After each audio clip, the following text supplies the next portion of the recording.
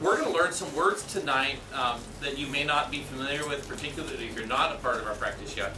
Words like subluxation, innate intelligence, some of these words, I'm going to try to cover those, and so that by the time that you're done listening to this presentation tonight, you'll think, oh my goodness, every single person on the planet should be under chiropractic care.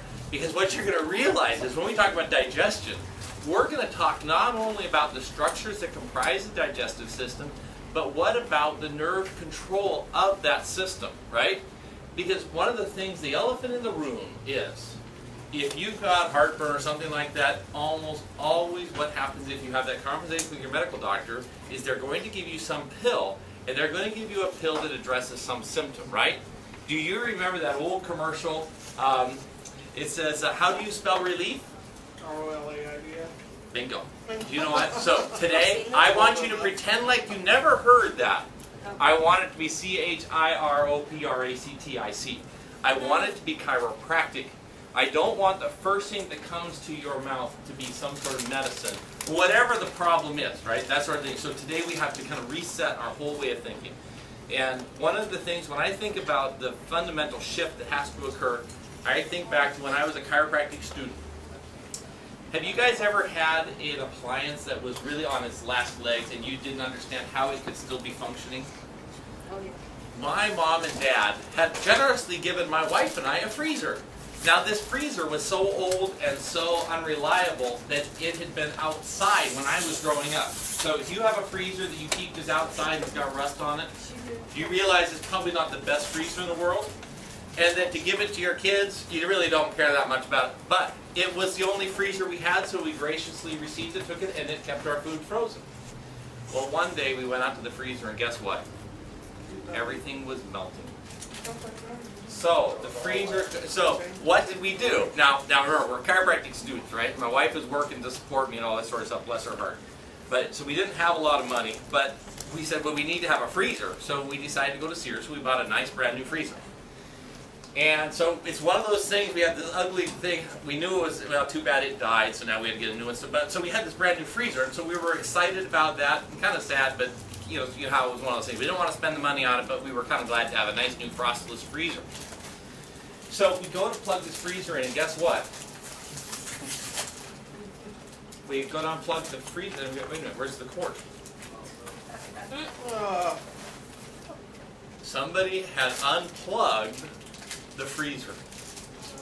We had not even considered as an option that the cord to the freezer had gotten unplugged. We went and bought a new freezer, and we wouldn't have had to have done that.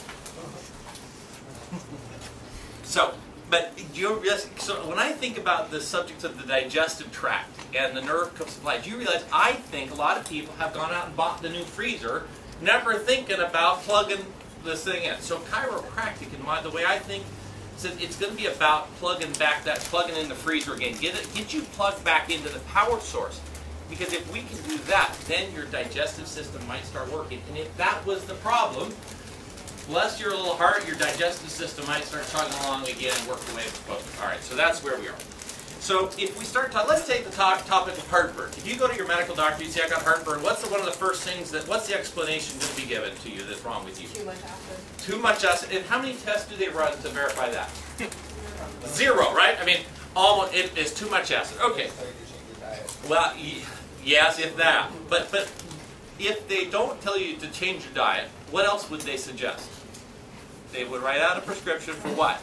Medicine. Some sort of an antacid, or then they might get really sophisticated. If that doesn't work or something, then you start going into more and more what we'll call them sophisticated drugs. And they all, yeah. I was just going to say I was put on Celebrex and some like Prilosec. Yes, yes. And it's now what you see, there's all sorts of stuff. So let's say Prilosec, okay. And the goal is to reduce the amount of acid. Now there's lots of different pills and there's lots of different mechanisms that they all work. But the basic principle that drives this is to reduce the acid. Okay. So you're never tested to find out that's really what's wrong.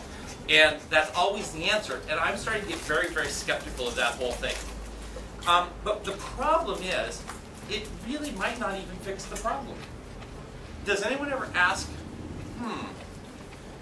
if your body is making too much acid, why is it?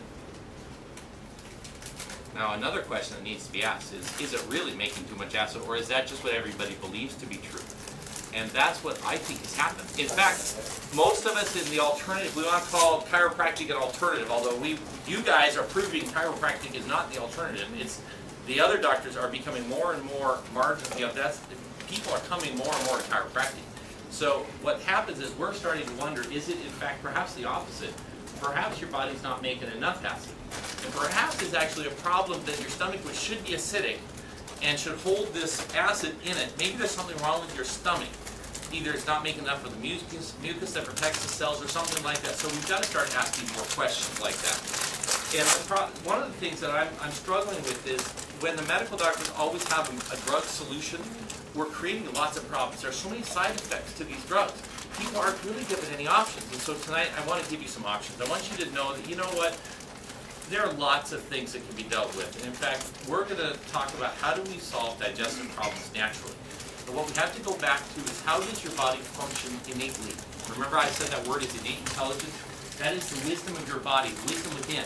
So if we have a different approach, the medical system is outside in. It's because there's something wrong with you here. We're going to give you something to fix it, whether it's a pill or we're going to cut something out of you. We're going to do something from the outside in.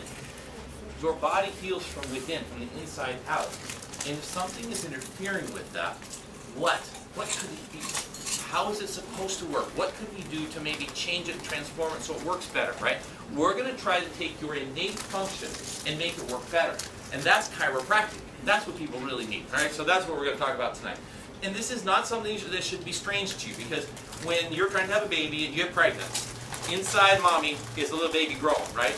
At conception, a time clock starts, right? The baby is going to come out how many months later?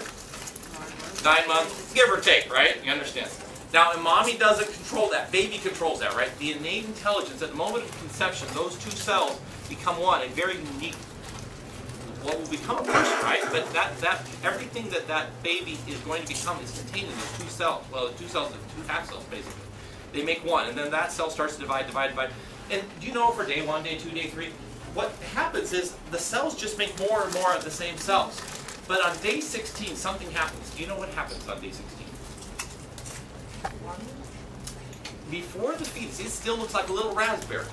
But what happens is cell differentiation. Okay, that means for the very first time, so think about this, just a little bit over 2 weeks from conception, that little cell, cluster of cells, starts to differentiate. So now here's the million-dollar question. What is the first, when that first cell breaks apart, it's something different, what do you think that cell turns into? You're absolutely, the spinal column. It is the nerve system. Now, some people might think, well, it's going to be the stomach or the heart or the eyes or something like that, but it's not. Why do you think the nerve system is the first thing to form? Why isn't it something else? Why isn't it the heart?